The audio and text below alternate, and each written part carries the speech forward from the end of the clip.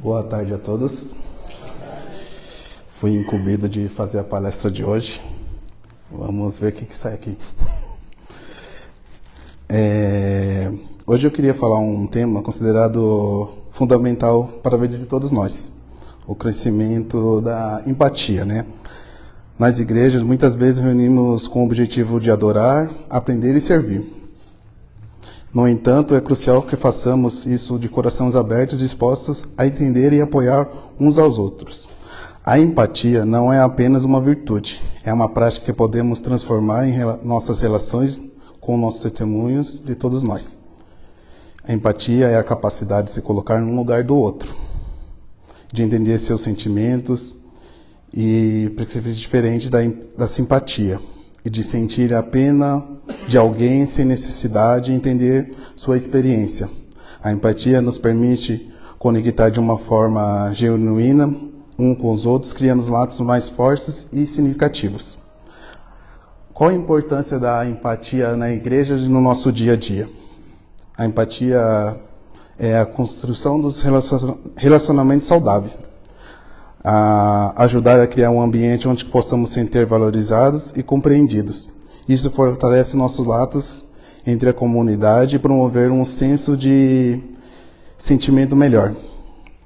Quando a resolução dos conflitos, né? Quando praticamos a empatia, estamos mais preparados para lidar com conflitos de formas construtivas, entender prescritivamente dos outros, poder ajudar e encontrar soluções pacíficas. Quando as pessoas veem a importância genuína que os outros isso podem atrair, mais próximo da fé. Às vezes a gente tem que reservar um tempo para ouvir os outros, sem interromper ou julgar.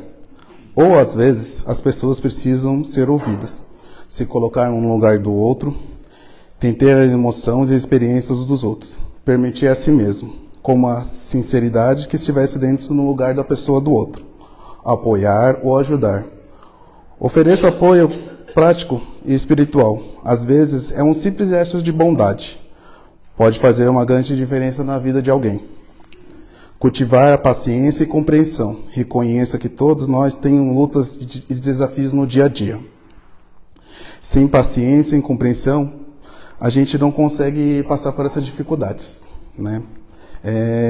Tenho uma experiência minha aqui, que faz 3 anos que eu estou no Senencai, né, como diretor, né? E sempre eu estou ficando responsável de várias atividades. Eu falo, nossa, porque eu sempre tenho que ficar responsável, né, na minha cabeça, né? Ter que lidar com várias pessoas, com pessoas mais velhas, mais novas, né?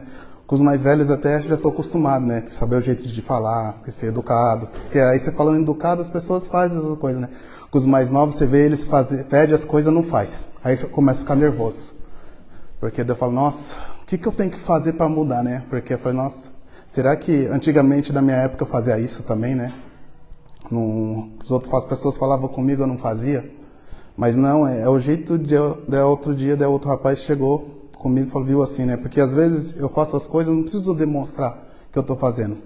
Faço por trás e pronto, acabou. Se Deus está vendo, isso é que é o importante, né? Ele chegou para mim e falou assim, nossa, Doug, agora que eu percebi que você faz por trás, né? Isso eu senti tão bom, né? Porque muitas vezes a gente nem percebe. É tão comum pra gente, mas eu por trás eu estava reclamando dele no dia anterior. Porque foi, pô, você não faz nada. Ele só bagunçava, né? Um dia anterior ele tinha quebrado a porta lá do Dendote, eu estava muito bravo com ele. Daí eu falei assim, nossa, já começou, o primeiro dia começou o Rinoxin, ele quebrou a porta. Eu falei, nossa, eu pensei que ele ia fugir do Dendote, não fugiu. Eu falei, nossa, ainda bem que eu tinha conversado um dia antes com ele, né? E eu falei, acho que essa importância de a gente conversar, escutar o outro, estar aberto, essa empatia de a gente ter pelas pessoas, acho que isso que é o importante no nosso dia a dia, né? Ter o coração aberto. E assim eu queria finalizar, né? Que a gente podemos agradecer ao outro, né? Pouco a pouco, né? E fortalecer nossos corações. E que Deus sempre vai estar nos olhando, refletindo no fundo do nosso coração, né? Porque o que a gente faz, Deus está vendo. E o que a gente dedicar, tentar sempre ajudar o próximo, Deus vai dar sempre salvando, quase a gente tem no que eu ia falando, salvando os outros, salvando a si mesmo. Eu acho que isso é o eu sinto isso como um tema mais importante da Terikyo, sabe? Porque assim a gente vai plantar do nosso sai o broto, né? Igualzinho tem no Instrução 4, né? Assim que a gente vai fortalecer e crescer juntos. E assim eu acabo minha palestra por hoje.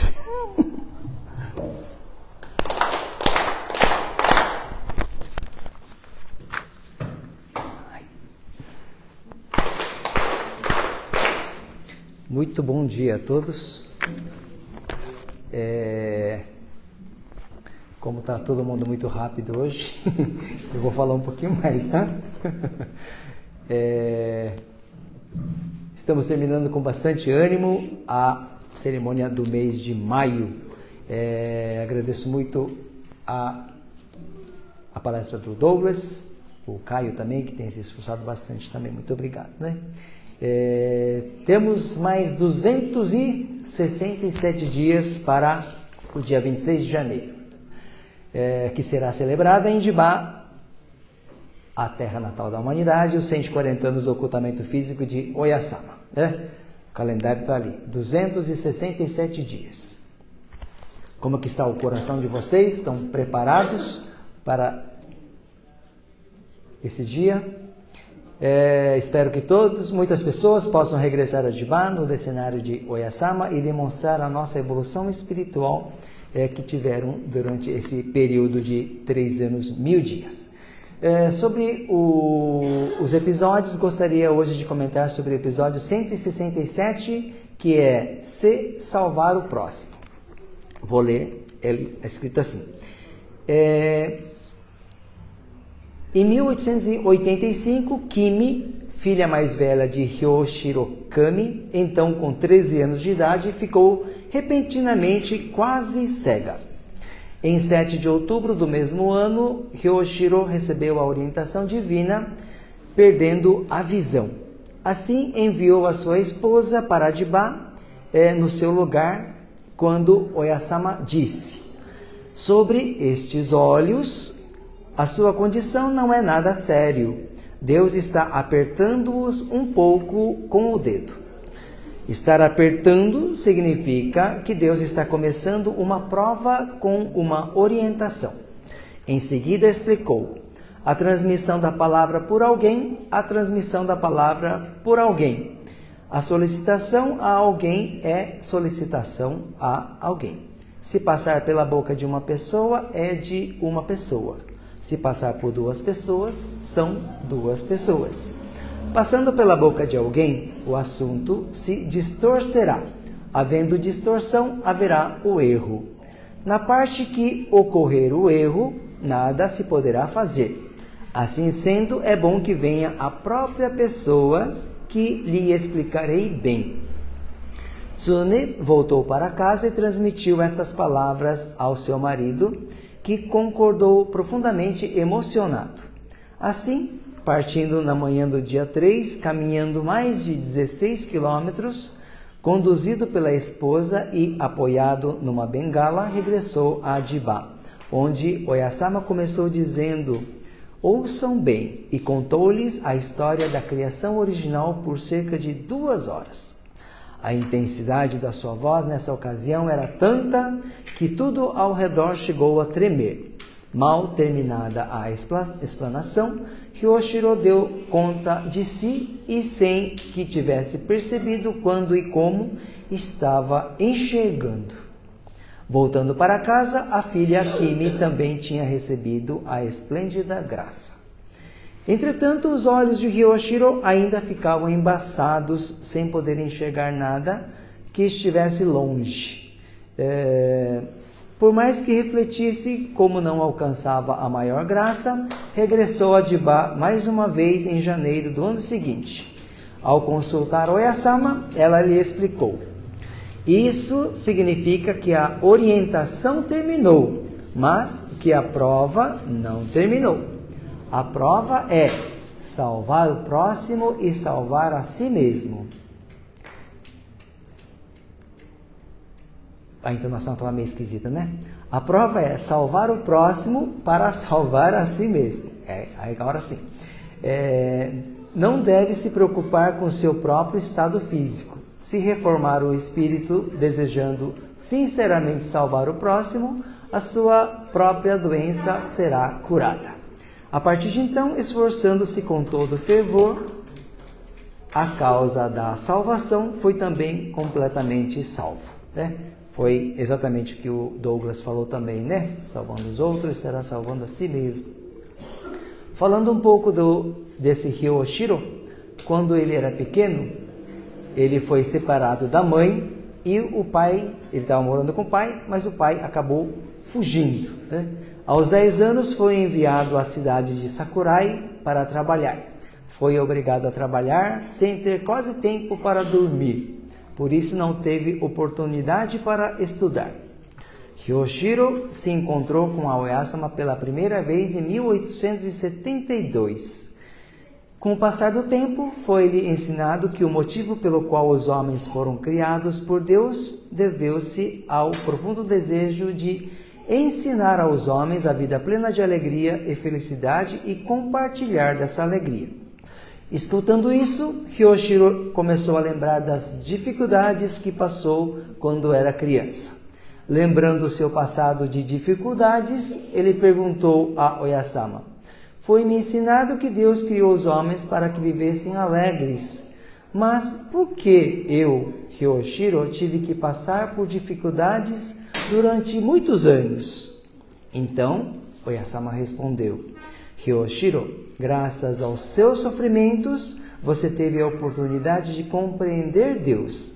Se compreender Deus, você não saberá o quanto poderá crescer daqui em diante."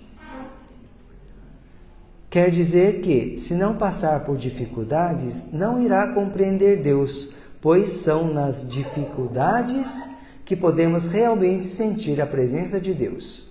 E disse mais: foi a intenção de fazer com que se tornasse um Yoboku de Deus que o fez sofrer. O homem pensa somente na sua felicidade. Deus, pelo fato de pensar na felicidade de todos do mundo, cria os Yobokus. A diferença entre o Espírito de Deus e o Espírito dos homens é tanto quanto entre o céu e a terra. Depois de se encontrar com Oyasama, passou a seguir fielmente os ensinamentos, partindo para a salvação na mesma região em que trabalhava, né?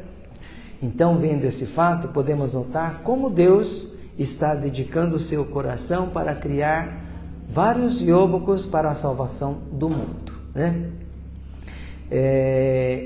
Esse Hyoshiro, ele viveu até os 76 anos de idade. Quando ele estava com 31 anos, ele entrou para a fé, conheceu os ensinamentos através da permissão do parto feliz que a sua esposa recebera. E somente aos 43 anos é que houve esse episódio aqui, quando ele ficou cego, né? Ele ficou cego, passou por toda essa experiência com a Oyasama e se tornou o primeiro condutor da igreja mor Tokai. Mesmo sem saber ler, sem saber escrever, se tornou uma pessoa bastante importante dentro dos ensinamentos da Tenrikyo. Então, o que é mais importante para todos nós dentro do ensinamento é exatamente, né, o que o Douglas falou aqui, né? Salvando os outros, estará salvando a si mesmo. Então, continuemos a nos dedicar à salvação das pessoas. Muito obrigado a todos. E gostaria de deixar alguns comunicados para as próximas atividades. No Dendocho, na sede missionária, semana que vem, nós teremos o curso Harp para quem já fez o Shuyokai. Quem fez o Shuyokai, no sábado terá o curso Harp.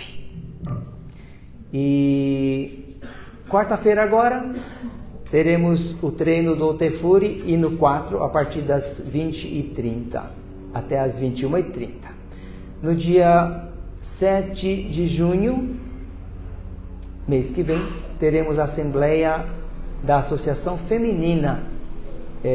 Gostaria que as senhoras, né, que puderem participassem dessa Assembleia no Dendocho, na sede missionária. E no dia 29 de junho, ainda está um pouquinho cedo para eu falar, mas já para não esquecerem, teremos o encontro dos Yoboku aqui nesse local. 29 de junho é um domingo. Depois teremos o horário tudo certinho para falarmos para vocês. E, por último, como todos já devem estar sabendo, nós tivemos a autorização para começarmos a obra aqui no terreno e gostaríamos de fazer a reunião hoje à tarde. Para quem quiser participar, estão todos convidados para conversarmos um pouco sobre esta obra que, se der tudo certo, começaremos em breve. Muito obrigado a todos.